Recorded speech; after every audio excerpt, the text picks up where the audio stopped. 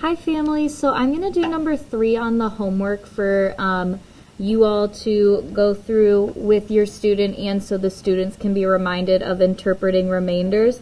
So when we are doing division problems and we end up with a remainder, if it's a problem, for instance, like number 4, it's okay for them to write their quotient and then R and whatever the remainder is.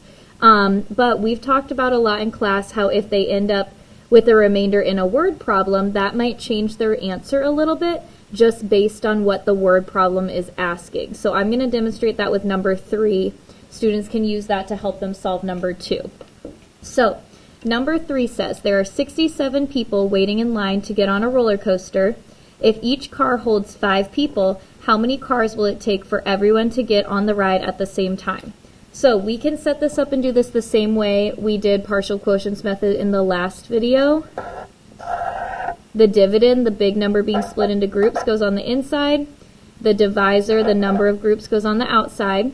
I've been talking a lot with students this week because we've been working on multiplying by multiples of 10 instead of listing those 4 problems that we did in the last video on the side. By just skip counting, we've been talking about just skip counting by their divisor. So they can just start skip counting until they think that they get to a place where they have a fact they can use.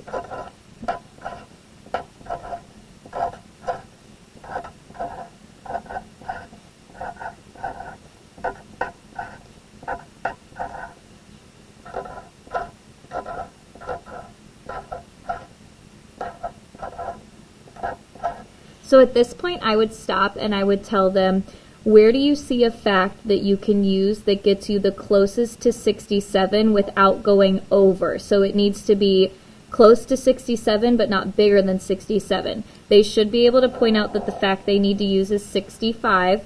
And then I would tell them, okay, so we know 5 times 1 is the fact that goes with this multiple of 5.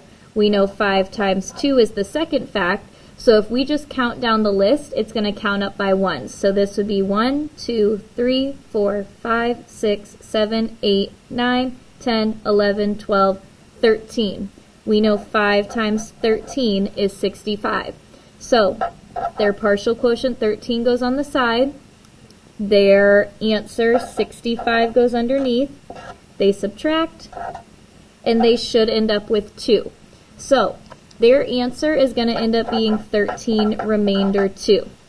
Now the question is asking how many cars will it take for everyone to get on the ride at the same time. So it doesn't make sense to say 13 remainder 2 cars. However, a way that I've shown kids to kind of make this make more sense is to actually physically draw the cars. So they're going to have a certain number of cars with 5 people in each car. So we know that there's going to be at least 13 cars.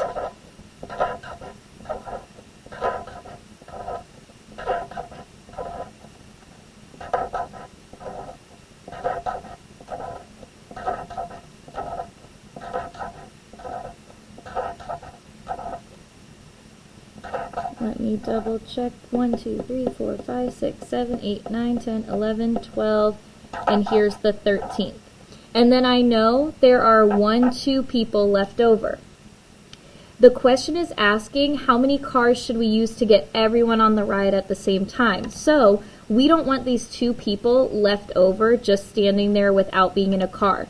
So the solution would be to put them in their own car, and there's just going to be 3 empty seats. So even though this group is not full, this is still a group that would get everybody on the ride. So the answer is not going to be 13 remainder 2 cars. How many cars will it take for everyone to get on the ride at the same time? The answer is going to be 14 cars because we have 13 full ones and then 1 car that only has 2 people on it. So the answer to this problem would be 14 cars. So when it comes to interpreting remainders with division, they just need to look at the problem and read what exactly is this problem asking me for. You're allowed to have a group if it's a word problem that is not full. They just need to double check what the question's asking for and then adjust accordingly. If anyone has any questions, please reach out to me on Dojo, but I hope this was helpful, and I hope everyone has a wonderful night.